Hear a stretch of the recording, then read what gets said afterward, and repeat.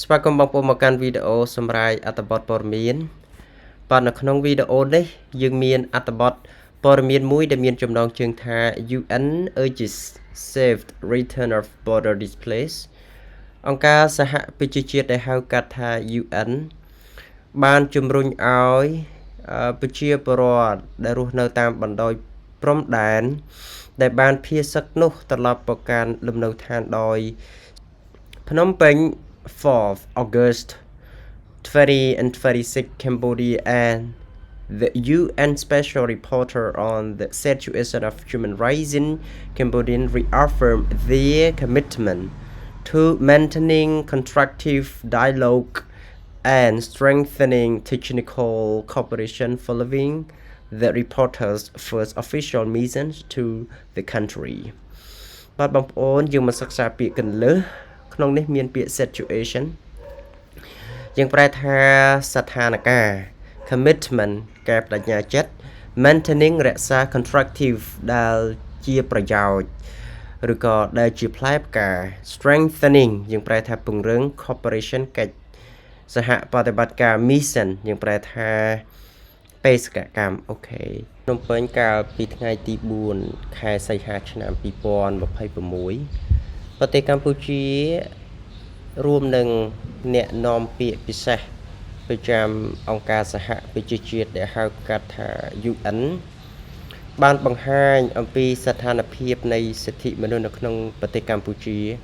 ដោយបានធ្វើការបញ្ជាក់អំពីការតាំងចិត្តដើម្បីរក្សាឲ្យមានកិច្ចសន្ទនាជាប្រយោជន៍និងពង្រឹងបន្ថែមដោយអនុវត្តបច្ចេកទេសនៃកិច្ចសហប្រតិបត្តិការតាមបេសកកម្មជាផ្លូវការលើកដំបូងរបស់អ្នកនាំពាក្យប្រចាំប្រទេសកម្ពុជា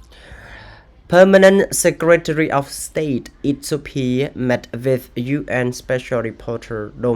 Thomas Andrews to review his meetings with Cambodian leaders, government institutions, stakeholders, and communities affected by the Cambodian-Thai border conflict.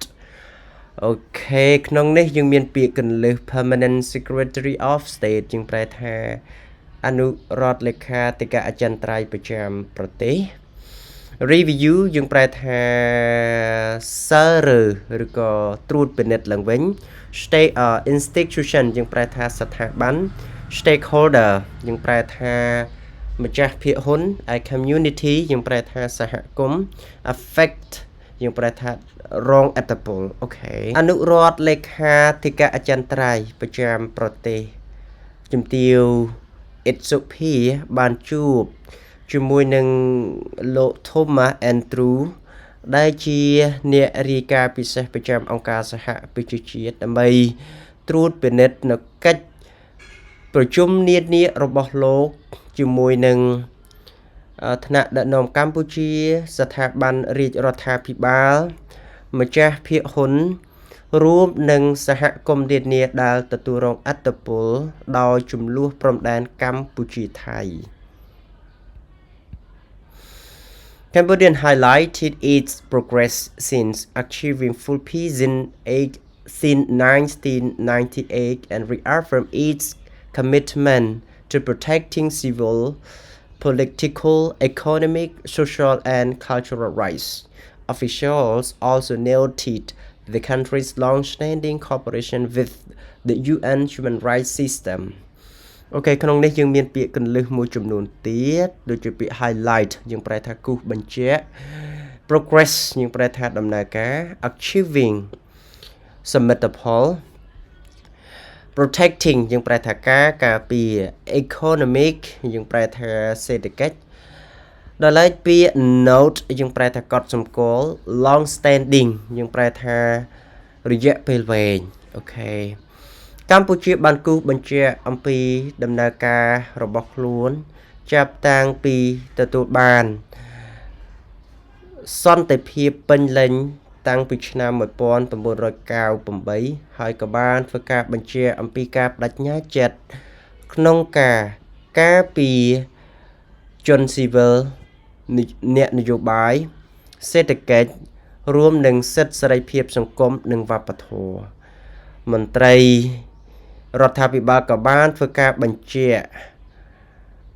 អំពីកិច្ចសហប្រតិបត្តិការយូរអង្វែងរបស់ប្រទេសជាមួយនឹងប្រព័ន្ធសិទ្ធិមនុស្សរបស់អង្គការសហប្រជាជាតិផងដែរ The discussions cover the key human rights issues including freedom of expression, gender equality, women's empowerment, prison overcrowding, access to justice and economic inclusions. Andrews also visited detention centers and displaced community during his missions. បាទបងប្អូននៅក្នុងនេះយើងមានពាក្យ discussion យើងប្រែថាកិច្ចពិភាក្សា freedom សេរីភាព empowerment យើងប្រែថាលើកកម្ពស់សេរីភាព overcrowding ដែលចង្អៀតណែន justice យើងប្រែថាយុត្តិធម៌ community សហគមន៍អូខេកិច្ចពិភាក្សានានាគឺបានក្របដណ្ដប់លើបញ្ហាសិទ្ធិមនុស្សជាចម្បងរួមមានសិទ្ធិសេរីភាពនៃការបញ្ចេញមតិសមភាពយេនឌ័រការលើកកម្ពស់សិទ្ធិសេរីភាពរបស់ស្ត្រីរួមទាំងការចង្អៀតណែននៅក្នុងពន្ធនាគាររួមទាំងការទទួលបានយុត្តិធម៌និងសេដ្ឋកិច្ចជាដើមលោក Andrew ក៏បានធ្វើទស្សនកិច្ចទៅកាន់មណ្ឌលឃុំឃាំងនានារួមទាំងសហគមន៍នៃជនភៀសសឹកក្នុងអំឡុងពេលនៃបេសកកម្មរបស់លោកផងដែរ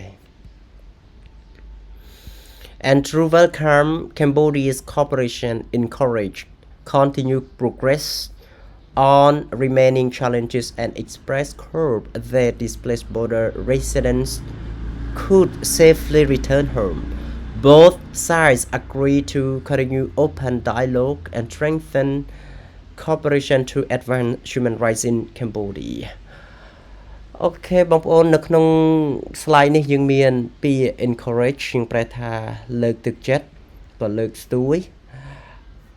ពាក្យ remaining យើងប្រែថាបន្តដោះស្រាយ